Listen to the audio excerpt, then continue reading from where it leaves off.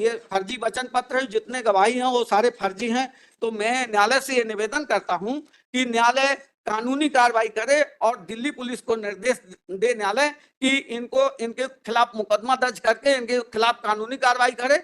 और अगर ऐसा नहीं करती न्यायालय तो मुझे फांसी लगा के आत्महत्या करना पड़ेगा। मेरे सामने ऐसी परिस्थिति है, तो इसलिए न्यायालय से। अब तुम्हारा पास पूरा हो गया जी, आगे से इतना कहना नहीं, फांसी लगाना हो तो कोई रोका नहीं है। ठीक, यहाँ बहस करने के लिए आए हो। मैं न्यायालय से मेरा यहाँ मैं अपनी पीड़ा न्यायालय से सुना सकता हूँ। तुम्हारी पूरी बात सुन रहे हैं, पुलिस को मैंने बात सुन रहे हैं जी। ये धमकी और फांसी थी, इसका करना हो तो तुम बात जो करना, तुम्हारी बात सुन रहे हैं ना जी।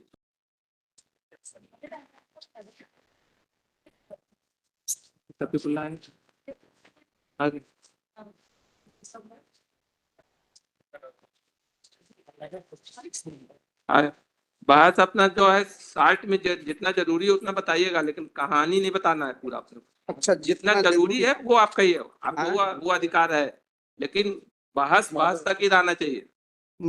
हमारी बात पहले सुन लीजिए आप जी।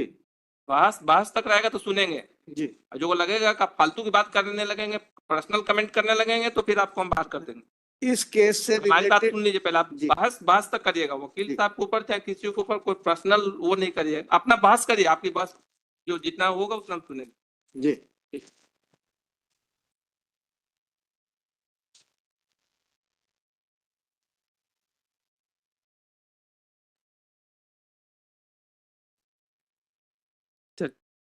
आप भी ले लीजिए, आपने लिखित बहस दे दिया, इसमें कुछ मौखिक भी बताना उसको बता दीजिए। चलिए। दांडिक परिवाद क्रमांक 14/6/94/2017 एवं दांडिक परिवाद क्रमांक 18/9/21। पूरा पढ़ना है क्या आपको? पूरा पढ़ना है तो हम भी पढ़ लेंगे, आपको मेन चीज वो बताइए। अच्छा, पूरा पढ़ के इसमें सुनाइए, मेन चीज वो बता दीजिए। हाँ, मेरी मेन चीज ये है कि मेरी चेकबुक मेरी सास ने चोरी कर ली थी 2003 में। इस बात का कब पता लगा मेरे को? 2004 में। नहीं है, जो भी हो उसका राइट है, उसको बोलने दीजिए, जिसका जो राइट है जैसा उसको। जो चेकबुक थी, सबको सुनने के लिए ही जो चेकबुक थी, चेकबुक में मैंने साइन करके रखे थे, और इसलिए रखे थे कि मेरी जो पहली पत्नी थी उसने भरण पोषण की दावा करने के लिए उसने दावा कर दिया था। तो एपी पांडे एडवोकेट कटनी, उन्होंने, मेरी सास ने एपी पांडे एडवोकेट के पास ले गई थी और वो सलाहकार गोई थे, और उनको सारी बात मैंने बताया कि हमारी शादी हो चुकी थी, मेरी 5-6 साल की एक लड़की है, और लड़की जो है, लड़की को छोड़ करके वो मायके में 1 साल से रह रही है। और जब मैं लेके लड़की को गया तो लेके आने के लिए तैयार नहीं, और अब जब न लड़की को रखने के लिए तैयार, ऐसी स्थिति में जब दूसरी शादी करने की बात करनी पड़ी तो लक्ष्मीबाई और दिनेश पटेल, लड़की के पिता, भारती के पिता, वो एडवोकेट एपी पांडे के घर ले गए थे। Radhika hotel bus stand Katni में उनका घर है। तो वहां ले गए तो उन्होंने कहा कि भाई तेरी पहली पत्नी भरण पोषण के लिए दावा करेगी, और पहली पत्नी को उन्होंने फोन करके भी बताया कि ये दूसरी शादी करने जा रहा है। तो अब तो उससे पहली पत्नी को उकसा करके इन्होंने उससे दावा करवा दिया, और दावा करवा करके अब मेरे को उसने बोला धारा 125 के तहत मेंटेनेंस के लिए ये जब दावा करेगी तो तू दिल्ली में अपना व्यापार करेगा या केस लड़ने के लिए कटनी आएगा। तो मैंने बोला तरीका बताइए कि ना आना पड़े, उसका क्या तरीका है? उन्होंने बोला एक काम करो, तुम चेक बुक में साइन करके, ये लक्ष्मीबाई जा रही अपनी लड़की के साथ दिल्ली से शादी करेगी, और शादी करके जब आएगी तो वो चेक बुक इसको दे देना। तो ये लाके मेरे को दे देगी, और मैं ये चेक में तुम्हारी जो पहली पत्नी के लिए न्यायालय, जो कटनी न्यायालय जो है भरण पोषण के लिए राशि जो दावा पेश करेगी, उतना अमाउंट भर के तुम्हारी पहली पत्नी को कोर्ट के समक्ष ये चेक भर करके दे दिया करूंगा। तो इसको भरण पोषण की राशि मिलती रहेगी, और तुम आराम से शादी करके, लक्ष्मीबाई की लड़की भारती के साथ शादी करके आराम से तुम दिल्ली में रहना। अब जब मैंने पता किया कि मेरे जो चेक दस्तखत करा करके ये ले गई थी ब्लैंक चेक, तो ये चेक मेरी पहली पत्नी को दिए कि नहीं दिए, धारा 125 में मेंटेनेंस के लिए ये दावा किया था, ये दावा किए का।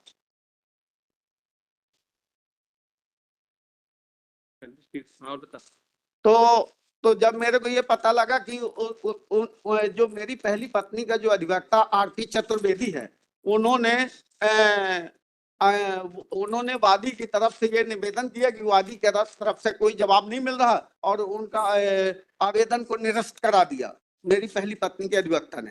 मतलब मेरी पहली पत्नी को भरण पोषण की राशि जो देने के लिए मैं सोचा है केस चलेगा, कोर्ट ऑर्डर करेगी और जितना ऑर्डर करेगी उतना अमाउंट भर के दे दिया करना वकील साहब, ये कह करके हमारी बात हुई थी। तो मैं उसी वादे के मुताबिक मैंने चेक बुक में साइन करके दे दिया। अब जब लक्ष्मीबाई सास ने वो एपी पांडे को चेक बुक ना दे करके वो अपने पास रखी रही, और जब मैं घर आया, जब मैं गांव आया तो ये मेरे गांव की जमीन में खेती करने के लिए जाने लगी ट्रैक्टर लेके। गांव वाले ने जब बताया तो मैंने बोला कि भाई एक बात ये बताओ कि मैंने शादी तुम्हारी लड़की से किया है, ना कि तुम मेरी प्रॉपर्टी के चक्कर में क्यों नजर डालती हो। तो वो कहती है मैंने अपने फायदे के लिए शादी किया है और मैंने अपने फायदे के लिए शादी किया है। अब मैं तेरे को ऐसी जगह खड़ा कर दी हूँ कि तेरे को आत्महत्या करने के सिवा तेरे पास कोई रास्ता नहीं। वो मुझे और वो मेरे, तो जब उसने ऐसा बोला तो मैं दिल्ली वापस गया। मैं पत्नी को भारती पटेल को मैंने बोला तेरी माँ की नीयत ठीक नहीं है। तो जो कोरे स्टाम्प में चेक बुक में हिंदी में उसने साइन करा लिया था, तो अब उसका तो इस्तेमाल ये गलत तरीके से करने जा रही है। तो तू ऐसा कर कि ये सारे दस्तावेज इससे वापस ले ले। ये आई मेरे साथ में भारती पटेल मई 2004 में, और जब आई और उसने अपनी माँ से बात की और उसकी माँ ने मेरे को 1 किलोमीटर दूर मेरी सास का घर था, नानी सास के यहाँ, वहां भेज दी। मैं उधर रहा। रात में माँ बेटी की आपस में जो भी चर्चा हुई, और मैंने जब सुबह आया ससुराल में तो मैंने पूछा पत्नी से कि वो चेक बुक स्टाम्प हुंडी वापस करी कि नहीं तेरी माँ। तो तेरी माँ की नीयत ठीक नहीं है। तो कहती है मेरी माँ नहीं दे रही है, और ऊपर से वो सास कहती है कि ना मैं लड़की को भेजूंगी और ना मैं ये दस्तावेज वापस करूंगी। और बोली कि अब वो ऊपर से मेरी पत्नी को मेरा ससुर दिनेश पटेल और मेरी पत्नी मेरी सासू माँ लक्ष्मीबाई पटेल लड़की की बाहें पकड़ के और जंगल तरफ ले जाने लगी, कलवारे जंगल तरफ। तो मैंने बोला कि तुम्हारा मकसद क्या है। तो बोले कि मेरी लड़की ने एक्सपायर डेट की गोली खा के पेट में बच्चा खत्म कर दिया, तो तेरे को मरवाने में कितनी देर लगाएगी। तो मैंने बोला मुझे मरवा के तुझे क्या फायदा मिलेगा। तो सास ने काम के हिसाब से बताइए, बाकी पूरा फैक्ट नहीं जो नहीं, इसी केस से रिलेटेड चीज, इसी केस से रिलेटेड चीज है। तो कहती है जब तक तू मरेगा नहीं तब तक तेरी प्रॉपर्टी मेरे को मिलेगी नहीं। तो मैंने बोला अच्छा। तो मैंने बोला मैं जो कमाता हूं मैं अपनी पत्नी और बच्चों के लिए कमाता हूं, तुम्हारे लिए नहीं कमाता। और कहती है मैं तेरे को ऐसी जगह खड़ा कर दिया हूं कि तेरे को फांसी लगा के आत्महत्या करने के सिवा कोई रास्ता नहीं। बोले पहली औरत के रहते हुए तूने दूसरी शादी किया है तो धारा 494 के तहत मैं तेरे को 7 साल के लिए अंदर करा दूंगा। और बोले जैसे तू जेल के अंदर गया, तेरा बाप 80 साल का 75 साल का है, तेरे बाप को मैं छुरा भोग दूंगा। तेरे बाप का जब मर्डर हो जाएगा और तू 7 साल जेल में रहेगा तब तक मैं तेरी प्रॉपर्टी जो है, तेरी प्रॉपर्टी दूसरे को बेच दूंगी। क्योंकि तेरे न रहने के बाद मैं ये कागजों में जिनमें दस्तखत करा, इन कागजों के माध्यम से तेरी प्रॉपर्टी लड़की के नाम में करा लूंगा और लड़की से ये प्रॉपर्टी मैं अपने लड़के के नाम में करा लूंगा और लड़की को भेज दूंगा दूसरी जगह। तो लड़की को दूसरा आदमी मिल जाएगा, मुझे दौलत मिल जाएगी। वो पूरा कहानी वहां वाला नहीं बताइए, इसमें आर्गुमेंट करिए, इस पॉइंट पर आइए। हाँ चलिए। तो जब उसने ऐसी बकवास करी तो मैंने तत्काल एक लिखित शिकायत पुलिस थाना मंदिर मार्ग को स्पीड पोस्ट के जरिए 9/6/2004 को मैंने लिखित शिकायत कटनी से ही भेज दिया। और दैनिक मध्य प्रदेश कार्यालय में समाचार पत्र कार्यालय कटनी जाकर के वहां पर मैंने 10/6/2004 में प्रकाशन कराने के लिए 9/6/4 को मैंने शुल्क 600 रुपए जमा किए आम सूचना प्रकाशित कराने के लिए। मैंने बोला तुम जब मेरे को धोखा दे रही हो तो मैं अपनी लड़की के साथ शादी करने के बाद इस तरह से षड्यंत्र रचना ये शोभा नहीं देता। कहती है मैं अपना मकसद कामयाबी करने के लिए किसी भी हद तक जा सकती हूँ। तो मैंने बोला अच्छा। मैंने तत्काल स्टाफ पेमेंट के लिए एप्लीकेशन GPO नई दिल्ली 1 को भेज दिया और मैंने दिल्ली जाकर के फिर थाने में मैंने पूछा कि मैंने जो 9/6/2004 को लिखित शिकायत पुलिस को भेजी है उसके ऊपर पुलिस ने क्या कार्रवाई की है। तो पुलिस ने कहा कि तुम जो शिकायत भेजो वो शिकायत दिखाओ कौन सी है। मैंने दिखाया तो उन्होंने 24/7/2004 को उन्होंने रिसीविंग दी और मैंने अपने GPO जाकर के गोल्ड डाकखाना पोस्ट ऑफिस नई दिल्ली 1 जाकर के मैंने 3/7/2004 को मैंने अपना खाता बंद करा दिया। अब मैं ये सारी कार्रवाई करने के बाद में मेरी सास ने मेरे खाता नंबर 84 88 77 के एक चेक को 26 63 77 नंबर में 1 लाख रुपए भरकर मेरे खिलाफ दावा कर दिया। उसने कहानी ये बनाई कि मैंने दमान को 1 लाख रुपया नकदी दिया था और जब ये मैंने इससे पैसा मांगा तो इसने मेरे को पैसा वापस नहीं किया, मुझे चेक दिया। ये मेरे साथ चीटिंग किया है। जब मुकदमा चला, मुकदमा चलने के दौरान जब मैंने सारी चीजें न्यायालय ने देखी तो लोअर कोर्ट ने मेरे खिलाफ फिर भी ऑर्डर कैसे कर दिया कि जो 10/6/2004 का प्रकाशन था उसको 10/6/7 न्यायालय लिखती है और 3 साल बाद की डेट, और न्यायालय लिखती है कि प्रकरण न्यायालय में पहले प्रस्तुत हो गया और प्रकाशन 3 साल बाद हुआ, उसका फायदा आपको नहीं मिलेगा, और मेरे खिलाफ ऑर्डर कर दिया। जब मैंने अपीली कोर्ट JR बच्चन साहब की अदालत में मैंने उसकी अपील की तो अपीली न्यायालय ने जब उस मैटर को देखा और बारीकी से जब अध्ययन किया तो पता लगा कि मुझे दोष मुक्त किया। और उसी समय मेरे चचेरे भाई को पूरी जानकारी थी कि मेरा सास का मेरे से विवाद चल रहा है, और मेरे चचेरे भाई को पूरी जानकारी थी कि मेरी चेकबुक मेरे सास को कैसे मैंने दस्तखत करके दिया। मैंने ही खुद बताया था चचेरे भाई को, और मैंने बोला कि भाई ऐसा ऐसा कर दिया, अब ये मेरे साथ षड्यंत्र रच रही है। तो बड़े भाई ने मेरे को गाली दिया, बोला मैं तेरे ऊपर कभी विश्वास नहीं करता था कि तू इतनी नीचे हद तक गिर जाएगा, एक औरत के चक्कर में शादी करने के लिए तू चेकबुक में साइन करके दे देगा। तो मेरे को तो गाली दे रहा था। फिर बोले कि तुम ऐसा कर, तू केस लड़, और वो कहाँ तक लड़ेगी, मैं उससे केस लड़ता रहा। बाद में पता लगा कि वो मेरी सास से मेरा चचेरा भाई जाके मिल करके 2 चेक लेके आ गया, और इसने भी उसी चेकबुक पे 2 चेक 79/26/63 इसने लगा दिए। ठीक हो गया। हाँ, और ये फर्जी वचन पत्र तैयार किया है, फर्जी वचन पत्र तैयार करके, और ये साबित करना चाहता है कि इसने मेरे घर में आकर के चेक दिया। इसके ये फर्जी वचन पत्र है, जितने गवाही हैं वो सारे फर्जी हैं।